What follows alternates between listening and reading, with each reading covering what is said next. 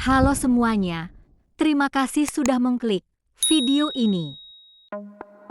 Di video kali ini, kita akan membahas sebuah kasus yang terjadi di Desa Rongo, Kecamatan Jaken, Kabupaten Pati, pada Juni 2024. Sebuah peristiwa tragis yang melibatkan seorang calon pengantin wanita yang hanya tinggal menghitung hari menuju hari bahagianya, namun harus meregang nyawa secara mengenaskan. Yang membuat kasus ini begitu mengejutkan, pelaku bukanlah orang asing. Ia adalah teman dekat satu desa korban, seseorang yang selama ini mengenal korban, namun menyimpan obsesi gelap yang berujung maut. Bagaimana tragedi ini bisa terjadi di tengah persiapan pernikahan yang sudah matang? Apa motif sebenarnya di balik tindakan keji ini? Mari kita telusuri kronologi lengkapnya hanya di Dirabila.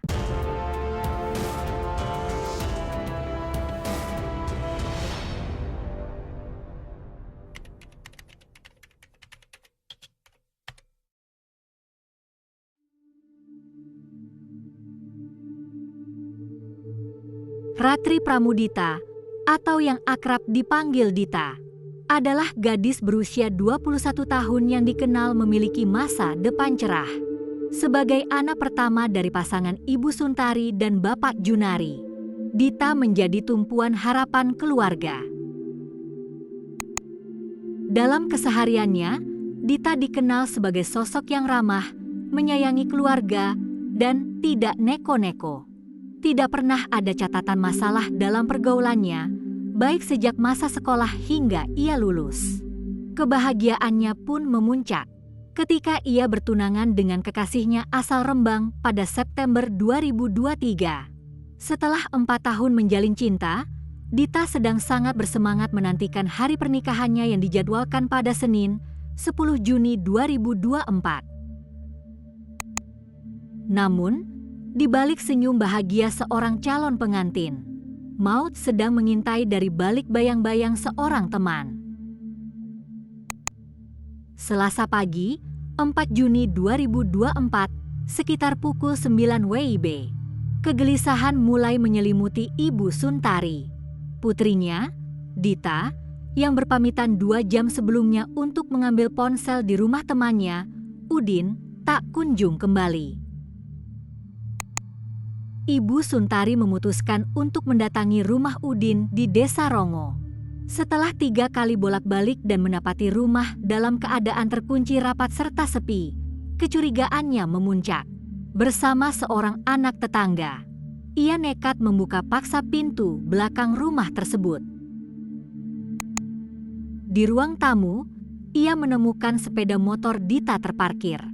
Namun suasana sunyi senyap. Saat itulah, dari balik pintu kamar yang tertutup, terdengar teriakan Udin yang mencoba mengusirnya dengan alibi bahwa Dita telah pergi dengan pria lain. Tak percaya, keluarga langsung melapor ke pihak kepolisian dan perangkat desa untuk mendobrak kamar tersebut. Saat pintu kamar berhasil dibuka oleh pihak kepolisian Polsek Jaken, pemandangan memilukan tersaji di depan mata. Dita ditemukan sudah tidak bernyawa, dengan kondisi yang sangat memprihatinkan. Pihak kepolisian segera melakukan olah TKP awal dan mengamankan lokasi. Saksi dari perangkat desa menyebutkan bahwa tetangga sebenarnya sempat mendengar suara jeritan minta tolong dari arah rumah tersebut.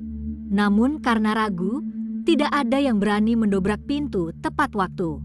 Petunjuk pertama langsung mengarah pada Udin, yang berada di dalam kamar bersama jasad korban saat ditemukan.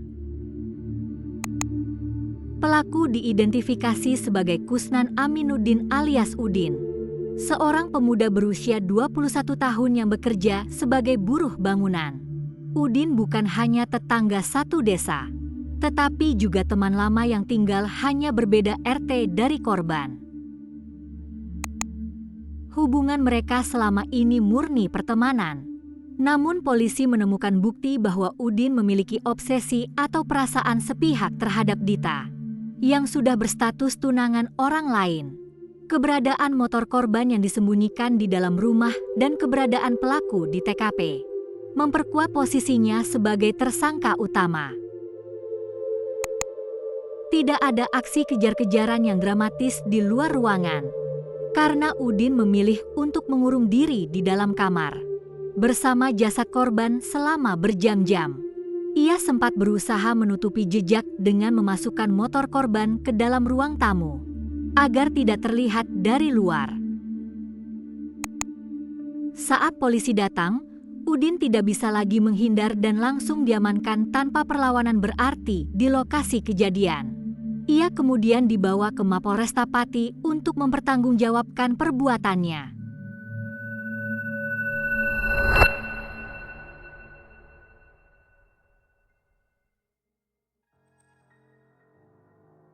Udin digambarkan sebagai pemuda biasa yang bekerja keras sebagai buruh bangunan.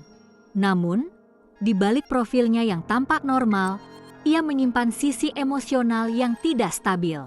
Kontras dengan Dita yang sedang mempersiapkan pernikahan dengan bahagia, Udin justru tenggelam dalam perasaan frustrasi dan cemburu yang mendalam.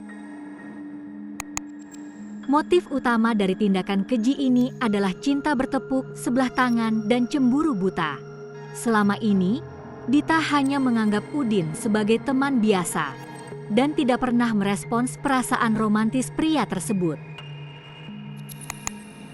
Pemicu ledakan emosi pelaku adalah fakta bahwa 6 hari lagi, Dita akan menikah dengan pria lain. Sebelum kejadian, Udin bahkan sempat mengunggah konten galau di akun TikTok-nya, mengisyaratkan keputusasaan karena tak bisa memiliki wanita idamannya tersebut. Kejadian bermula pada Selasa dini hari, setelah Udin berpesta miras dan dalam kondisi mabuk. Ia kemudian menjebak Dita dengan alasan ponsel yang dipesan Dita sudah ada di rumahnya. Sekitar pukul 7 pagi, Dita datang ke rumah Udin. Pelaku mengajaknya masuk ke kamar, di mana terjadi cekcok hebat. Udin mengonfrontasi Dita soal pernikahannya, dan saat Dita menegaskan komitmennya pada sang tunangan, Udin gelap mata. Ia mencengkeram leher Dita dan membenturkan kepala gadis itu ke tembok, hingga jatuh tak sadarkan diri. Belum puas, pelaku kemudian mengambil senjata tajam untuk memastikan korban tidak lagi bernapas. Polisi menyita sejumlah barang bukti krusial dari lokasi, yaitu sebuah gunting dan sebilah pisau dapur yang digunakan pelaku.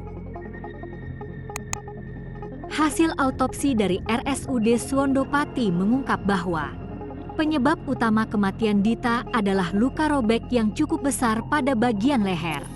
Luka ini menyebabkan pendarahan hebat. Namun, hasil pemeriksaan memastikan tidak ditemukan adanya tanda-tanda kekerasan asusila pada jasad korban. Di hadapan penyidik, Udin mengakui semua perbuatannya. Ia berdalih melakukan hal tersebut karena merasa sangat sakit hati dan cemburu, mengetahui Dita akan segera bersanding dengan pria lain. Tampaknya, ia menganut prinsip gelap. Jika aku tidak bisa memilikinya, maka siapapun tidak boleh memilikinya.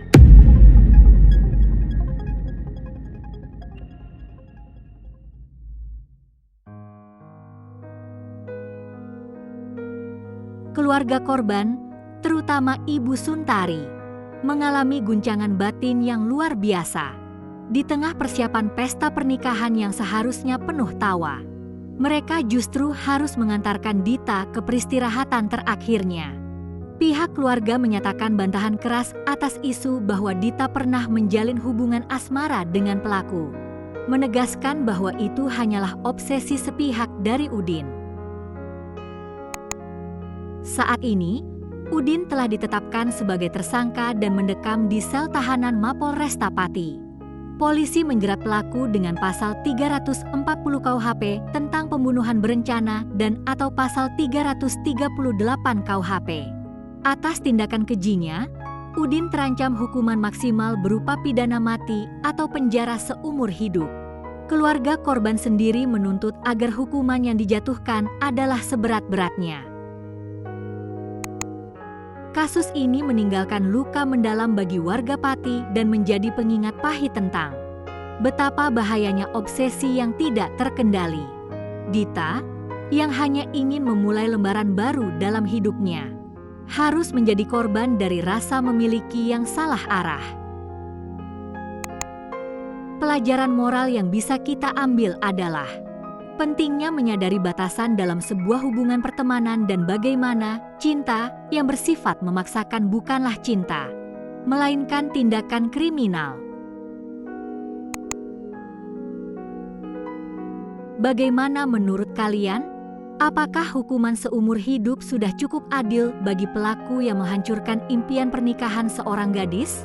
Tuliskan pendapat kalian di kolom komentar. Terima kasih sudah menyimak. Sampai jumpa di kasus berikutnya.